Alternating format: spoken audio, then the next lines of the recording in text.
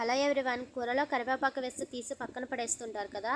కరివేపాకు హెల్త్కి చాలా మంచిదని చెప్పి రెగ్యులర్గా అయితే పొడి చేసుకుని తింటూ ఉంటారు. అలా తిని తిని బోరి కట్టిన వాళ్ళు ఇలా ఒక్కసారి కరివేపాకు పచ్చడి అయితే ట్రై చేయండి. టేస్ట్ అయితే చాలా బాగుంటుంది, అసలు వదలకుండా తింటారు. ప్రాసెస్ అయితే చాలా ఈజీ అండి. ఫస్ట్ అయితే 2 స్పూన్ల ఆవాలు, 1 స్పూన్ జీలకర్ర, అలాగే 1 స్పూన్ మెంతులు తీసుకుని దోరగా వేయించుకుని చల్లారిన తర్వాత మెత్తటి పౌడర్ లా మిక్సీ పెట్టుకోవాలి. ఆ పౌడర్ ని సెపరేట్ చేసుకుని కడిగి ఆరబెట్టుకున్న కరివేపాకు వేసుకుని తగినంత ఉప్పు అలాగే చిక్కటి చింతపండు రసాన్ని వేసుకుని మిక్సీ పట్టుకోవాలి. నెక్స్ట్ స్టవ్ మీద బాండి పెట్టి ఆయిల్ వేసుకుని ఆయిల్ హీట్ అయిన తర్వాత మిక్సీ పట్టుకున్న కరివేపాకు మిశ్రమాన్ని వేసి మీడియం ఫ్లేమ్ లో పెట్టుకుని ఆయిల్లో ఆ మిశ్రమాన్ని వేయించుకోవాలి.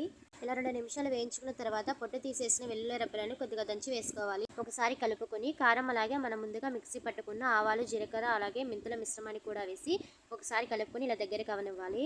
ఇలా ఆయిల్ సెపరేట్ అవుతున్నప్పుడు బెల్లం పొడిని వేస్తే అన్ని టేస్ట్లు అయితే బ్యాలెన్స్ అవుతాయి. ఇలా సింపుల్ గా హెల్దీ కరివేపాకు పచ్చడి అయితే రెడీ చేసుకోవచ్చు. వీడియో నచ్చితే లైక్ చేయండి.